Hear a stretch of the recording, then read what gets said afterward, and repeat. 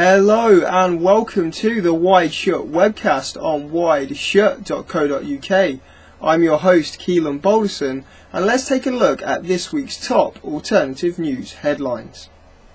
Environmentalists and concerned citizens have hit out at the EU, who have given American corporations the go-ahead to export genetically modified animal feed to the UK. Under the current system, GM feed must be regulated before it's given to the battery farm animals, but under the direction of the European Union, it can now be imported without any kind of oversight. The move will ultimately expand the profits of controversial GM monopoly Monsanto, who provides the technology in 90% of the world's genetically engineered seeds. The unfettered use of GMO in the United States was challenged in 2005 by Kevin's Law, a law in memory of 2-year-old Kevin who died after eating a GMO hamburger that contained E. coli. We ended up eating 3 hamburgers before he got sick. We started to see blood in Kevin's diarrhea, so we took him to the emergency room. And they said, we've gotten the culture back from Kevin's stool, and he has hemorrhagic E. coli. They came in and informed us that Kevin's kidneys were starting to fail. Kevin received his first dialysis treatment. He was not allowed to really drink water. We had these little sponges, and we were allowed to dip that into a cup of water and then give him that. And he bit the head off of one of them. You've never seen someone beg. He begged for water. It was all he could talk about. I wouldn't let anybody bring any beverage into the room because it was all he would talk about was water. I don't know if he knew what was happening to him, and I don't know. To watch this beautiful child go from being perfectly healthy to dead in 12 days, it was just unbelievable that this could happen from eating food. That bill was never passed. A study by Cornell University has determined that animals who are grass-fed, grass being a cow's natural food source, has as much as an 80% less chance of containing the deadly E. coli strain. Instead, the majority of supermarket meat is raised on an unnatural diet of GMO corn. It's unsure what possible motive there could be for allowing unregulated and untested GMO feed into the UK food supply. In related news, the UK government has been accused of being lazy when it comes to promoting the benefits of organic food. In a report entitled The Lazy Man of Europe by the Soil Association, it has been revealed that organic food sales in the UK fell by 13.6% in 2009, while other European countries continue to buy more and more natural produce. A range of factors may explain the recent decline of the UK organic market compared to other European neighbours, but the passive role of successive UK governments in supporting organic food and farming is one of the reasons commonly given. We have found that most European countries have acted confidently to normalise and champion organic food and farming as a pioneering, sustainable and environmentally friendly way to produce food. In contrast, UK governments have been diffident, if not lazy on the subject, when it comes to thinking in a truly sustainable way about the future of food and farming. Successive UK governments have preferred to sit back and snooze. A wealth of studies over several decades prove that organic food is far more dense in nutrition and better for soil quality than conventional. We made sure that when we compared these, that the fields, it was basically 13 field pairs, that they were side by side, organic, conventional, that the soils were the same, and the berries were of the same variety. Often consumers will buy organic food, and the big three reasons they buy organic food is because they think it's healthier, they think it tastes better, and they think it's better for the environment. This study's it's certainly one of the largest studies done, meaning largest published data sets ever done, looking at comparing organic with conventional farming. And it probably has the most robust methodology I've seen where you're actually comparing commercial farms. Our tour moved on to Alan Druce's property near Camera, New South Wales. Alan started farming organically way back in 1962. He farmed cereal crops, cattle, sheep and more recently carob. The Australian National University has for close on 40 years studied the health benefits of Alan's organic produce with some interesting results. And Australian National University has said there's a marked contrast in the chemical makeup of our wheat compared to the top conventional farmers. The truth has been deemed irrelevant in the freedom of speech case against Ian Puddick, the plumber who published the ordeals he went through after his wife had an affair with a board member of the largest reinsurance company in the world, Guy Carpenter Limited. City of London Counter-Terrorism and Major Crimes Directorate Officer Sarah Mayo, heading the investigation into Ian Puddick's blog, is understood to have said that the ex-board member's alleged fiddled expenses and the lewd photos of himself that were sent to the Puddicks have nothing to do with the case, effectively stating that whether something is true or not, if it upsets somebody, then it can be considered a crime and non-violent harassment. My name's Ian Puddick. My wife had an affair with a board director of the insurance giant, the city giant, Guy Carpenter. We have reconciled and we have drawn a line under it, and we are moving on and trying to go on with our lives. The story that occurred next is just unbelievable, just truly unbelievable. I spoke to, I tried to speak to the chap concerned, and he put the phone down on me and said it was none of my business. And I then called up the chairman of the company, who was fantastic. He was very, very kind, very, very pragmatic. He understood the circumstances and also the delicateness of the situation. And my wife was subsequently moved on the next day within the business. I then contacted some of their clients to make them aware of the situation, which I accept I was wrong. I shouldn't have done that, but I did. I was upset and feeling the emotions that any person perhaps in those circumstances might feel, but I do accept that that was wrong. Shortly after that, I got a phone call from the managing director of a company called Kroll, a guy called Benedict Hamilton, who contacted me and said that we have got deep, deep pockets and we are going to, forgive me, F you like you've never been F'd before. Shortly after that, I was raided by the Counter-Terrorist and the Serious Crimes Directorate of City of London Police. They raided my home with a High Court warrant. They had been operating under another High Court order to tap all of my company phones and some of my employees' phones. From there, I was arrested and taken off for questioning. My company, I employ 20 people. I've never been in trouble before, apart from parking fines. My company was raided. Computers, laptops, digital cameras, satellite navigation systems, all those kind of things were removed from my company and sent off to the high-tech crimes laboratory, and they were there to be forensically analysed. Also, my company accountants, which have got nothing to do with anything, they were raided by the same police officers. While at the police station, I declined a lawyer and I completely told the truth. I explained exactly what I'd done, and the interview was over in a very, very short period. From there, a court date was set, and it subsequently was dropped by the police.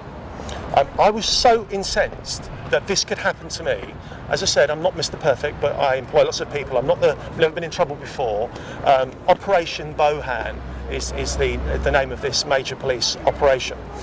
The fact that they could do this to me, they can do this to absolutely anyone. And I was just absolutely so appalled. I did a video blog, and it's me for a minute and a half on YouTube, just saying what happened. I just could not believe this could happen. And then I was subsequently rearrested, and my home was raided again by murder squad detectives, again from the City of London Police.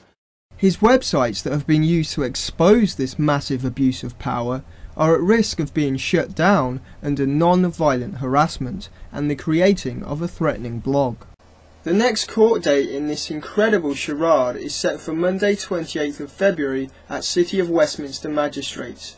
Supporters of Ian Puddick will be on site protesting. Although the internet is still an open source of content, the consolidation we see within traditional forms of media is also happening on the web. Earlier this week it was announced that AOL are set to purchase the Huffington Post for $315 million. What was once one of the most successful independently owned online media outlets will now join a corporate conglomerate that includes celeb gossip juggernaut TMZ, social networking site Bebo, websites TechCrunch, Game Daily and Black Voices, and the Shoutcast radio service, amongst an infinite number of other websites and internet services. Although AOL is no longer under the Time Warner banner, they are still one of the few corporations that carve up ownership of the internet. While all traditional mainstream media is owned by the likes of Viacom, Disney, Time Warner and News Corporation, online power is equally as monopolistic, with most mainstream websites and services being owned by Google, Yahoo, IAC, Microsoft and AOL. Chancellor George Osborne announced this week that UK-operated banks will face an extra $800 million tax to allegedly help curb the national debt. The banks, who have reported $7 billion in bonuses, were originally set to pay $1.7 billion on balance sheets this year, with a gradual rise to $2.5 billion by 2013. But the government have opted to go with the full $2.5 billion right away. Well, I want the banks to make a fair contribution to Britain's economic recovery and to paying off the nation's credit card, that's the budget deficit. So I've increased the taxes today that the banks will pay so that they pay £2.5 billion each and every year, and that permanent tax didn't exist before this government came into office. The government's budget account currently reads minus 4.8 trillion. So 4.8 trillion plus 2.5 billion equals minus 4.79 trillion. I don't think it really helped. That was some of this week's alternative news headlines. For further details and stories not covered on this week's show, please visit WideShut.co.uk. But now, let's take a look back at this week on Resistance Radio. Well, I spoke to a guy recently at a talk I went to who is a friend of Julian Assange, and he himself is a Dutch, the term hacktivist, like hacking, hacktivist. Yeah. And he's very, very sure that his friend Julian is legitimate, and it stems from his also burning desire against, uneven government and against total brutality and secrecy. And he had this kind of very interesting personal story from his life, this talking about Julian Assange, which made him become this guy who wants to be the center of all this massive international drama. So I think, I think they're just being very clever about it, Britt. I don't think it is a false flag, attack by, people who are triple agents, quadruple agents. I think it is what it appears to be, and it has upset a lot of people. And let's not forget Private Bradley Manning, who is in solitary confinement, the guy who leaked these documents about the helicopter gunship killing children. I mean, he's had his life destroyed. He's on, antidepressant drugs because he's got no one to talk to all day. So a lot of people are suffering over this. February 2nd, 2002 was a special day in the Netherlands because the Crown Prince, William Alexander, was married to Maxima Zorreguieta. He will succeed his mother, Beatrix, as monarch. And then they say the Illuminati also used the European royal houses to control Europe. This is certainly true for the Dutch royal family, the House of Orange. And I've heard about that House of Orange as far as, I think it's connected to the Templars, Knights of Templar or something like that. They go on to say, CIA Rothschild-controlled WikiLeaks revealed that the American government pressured the Dutch to stay in the illegal war in Afghanistan. Important contacts in Holland and the Netherlands, the Royal House of Orange. Indeed, the Dutch Prime Minister has weekly talks with the Dutch Queen. Years ago, the website of the Royal House of Orange mentioned that Queen Beatrix was involved with international diplomacy via the yearly Bilderberg meetings. This footnote on Queen Beatrix's website was later deemed a mistake and was erased, but not from my memory. Guy eventually shows up and he opens up his bag and he just dumps open, I would say about 5, maybe about this big, tennis ball size of cocaine. Jordan says throughout the night she knew. For me, I have nothing against this guy, you know, having fun, taking drugs, do whatever the fuck you want, who gives a shit, I don't really care. But the problem is, with these drugs, they said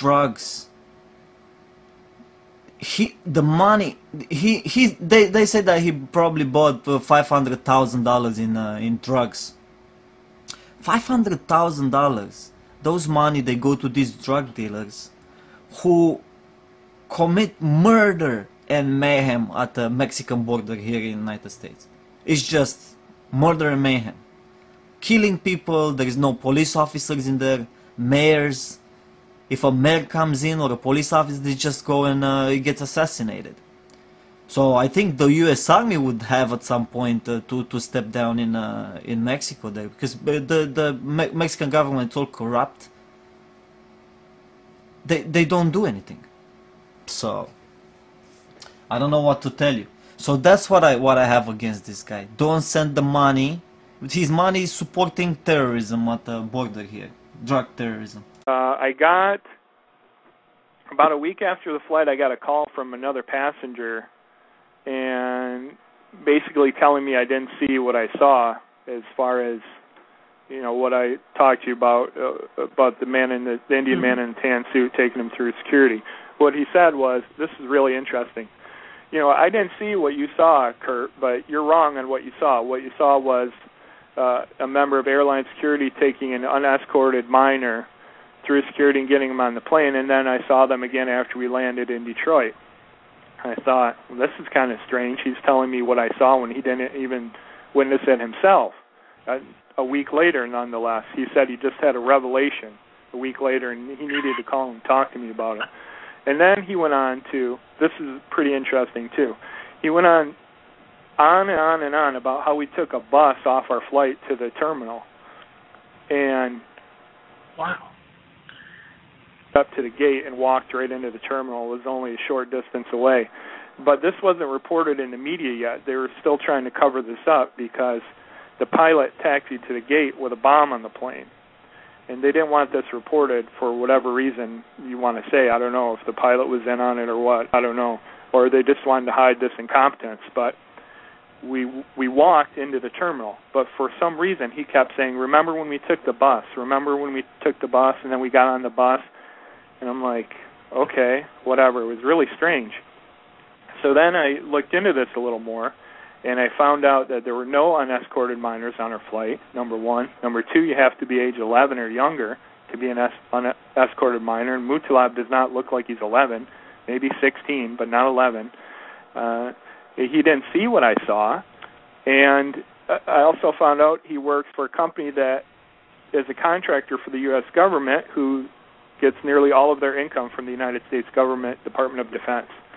So I thought that was pretty interesting.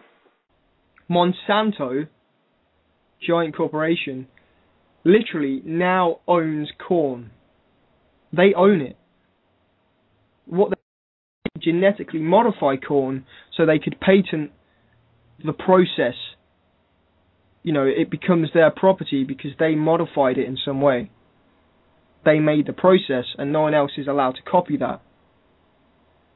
But the trouble comes when everybody's forced to use that corn, and then you're stuck in a system where everyone's, you know, working for Monsanto.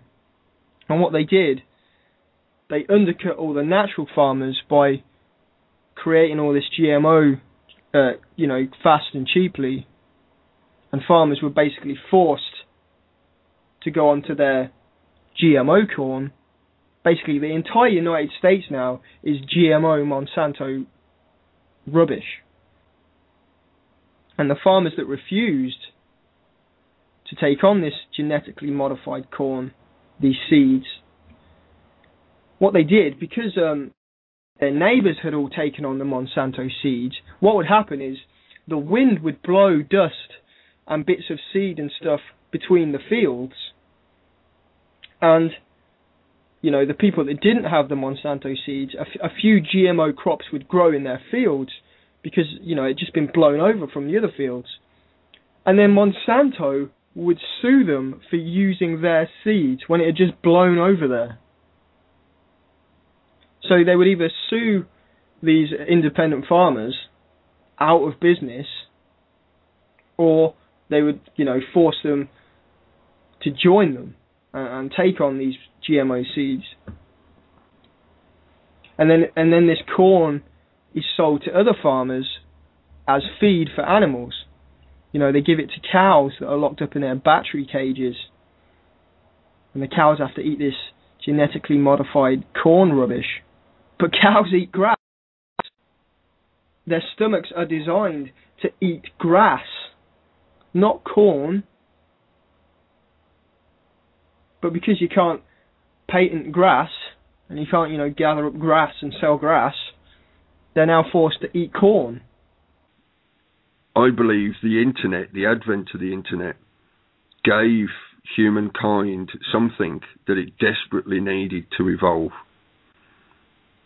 Like I said, quite a few years ago, you're probably talking about 12, 13 years ago, I sat and meditated while tripping on some, shall we say, dubious substances, according to the common propaganda system, dubious substances. And from that meditation, I came to the conclusion that the only way we were ever going to evolve beyond the crap that we're dealing with now is if we all suddenly had telepathy. And then, not long after, the internet started to rise as it did. It was probably about 1991, 92, I think, when I did that. And then the internet started to spread, and then it became the World Wide Web, and we just had this explosion of information exchange.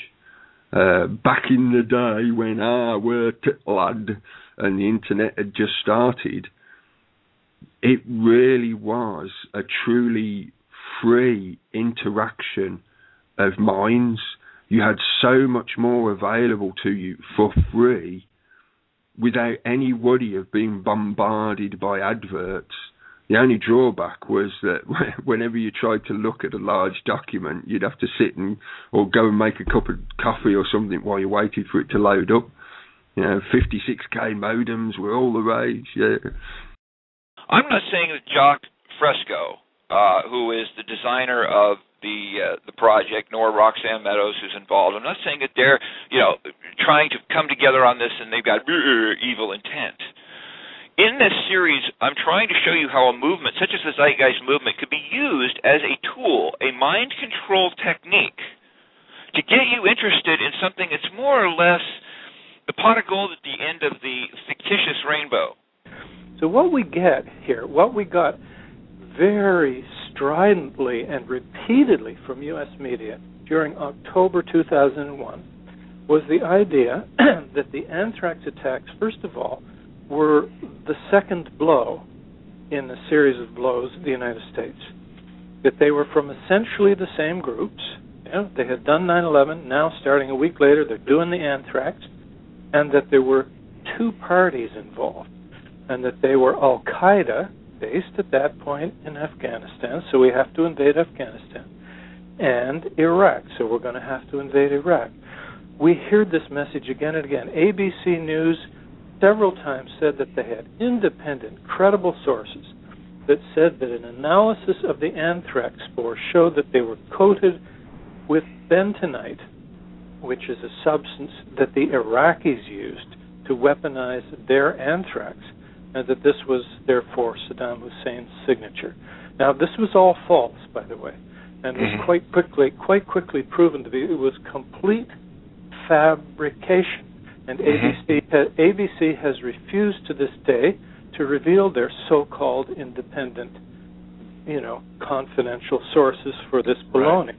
But the point is, I think it's pretty clear, and Philip Saracen makes this point very well in his 2006 book called Anthrax, Bioterror as Fact and Fantasy. His point is that the anthrax attacks were clearly intended to expand the war on terror to include Iraq, and that they were fraudulent, that they were an inside job, so on and so forth.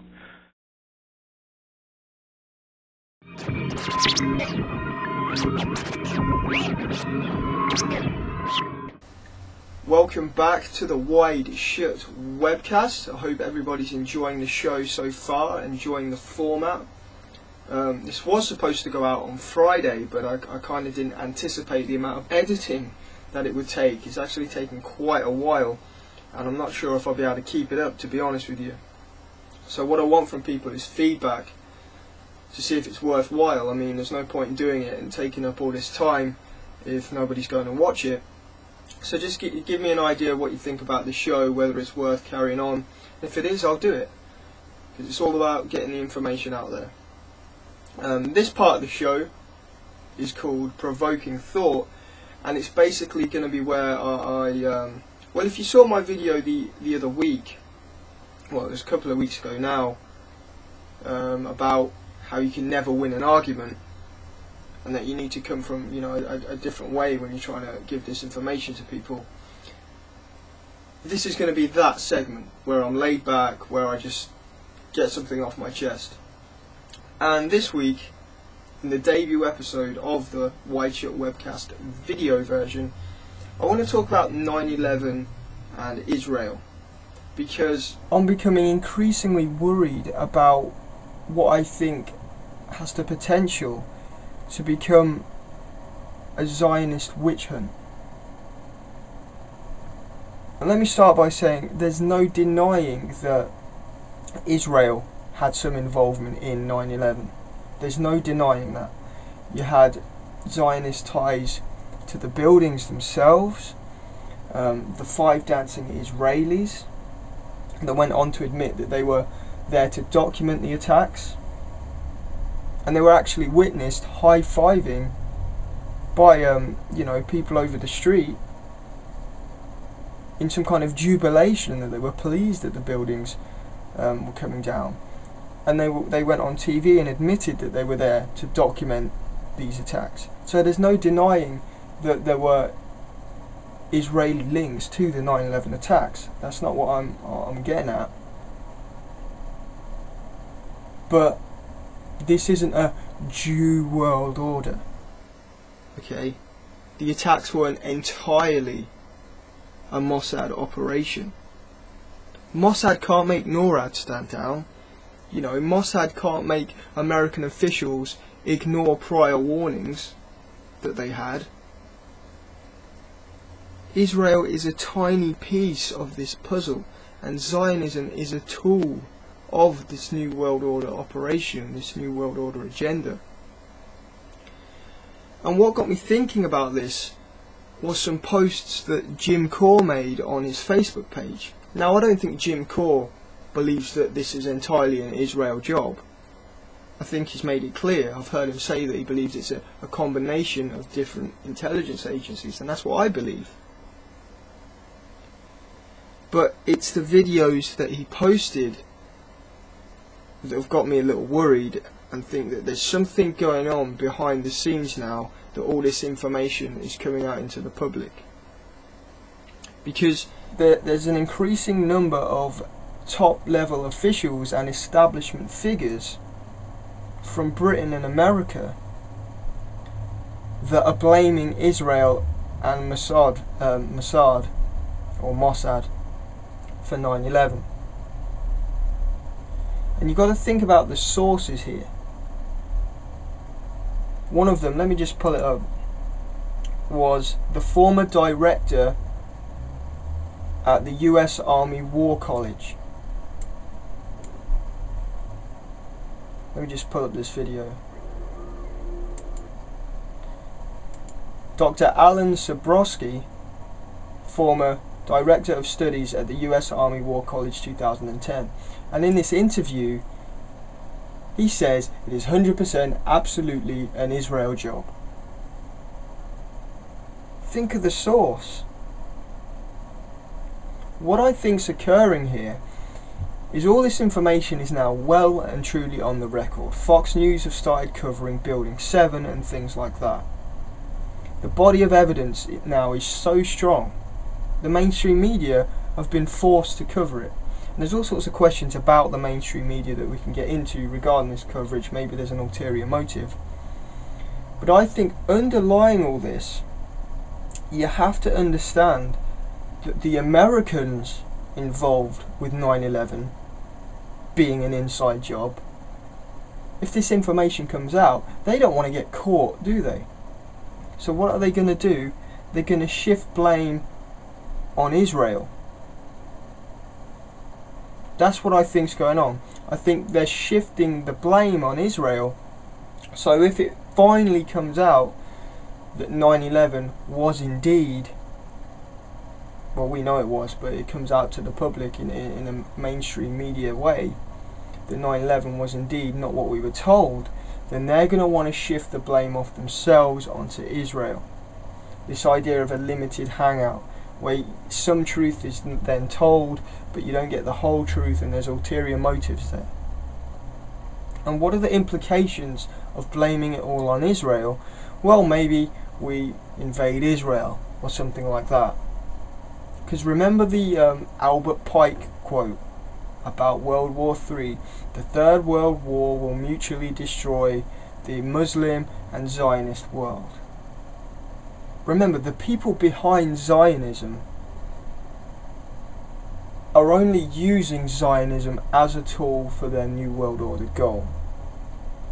Most Zionists are not for a New World Order. They're just being used by the New World Order system. And then they're going to throw that under the bus when the time comes. That's what I think's going on. And another thing we have to remember is that this is not the Israeli people. This is not the Jews. Zionism and the top level, well, the top levels of Zionism, not even Zionism itself, the people behind the Israeli government are the ones that were involved in 9/11 with the people, the elements within the American government. These people hide behind countries and slogans and different groups, but it's not those groups that are the problem, it's the people hiding behind them.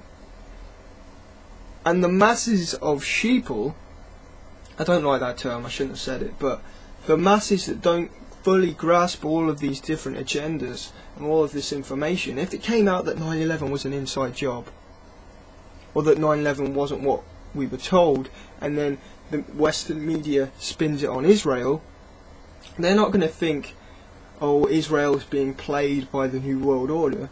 They're just going to think, let's get the Israelis, just like they said, let's get the Afghanis. There are a lot of people out there in this truth movement that are anti-Semites. And I'm not afraid to say that. It's almost like a, what would you call it? It's like a back and forth thing that people are stuck in. In real life, you can't say these things because you're anti-Semitic. Then in the truth movement, elements of the truth movement, you can't say things aren't Jews because then you're pro-Zionism or something. It's ridiculous. But there are them extreme elements within this movement and within the 9/11 movement that are inherently anti-Jewish.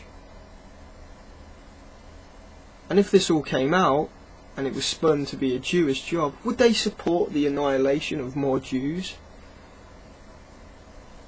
It's just a worrying thing that crossed my mind the other day. Somebody somewhere always gets blamed for these things if it suits the agenda.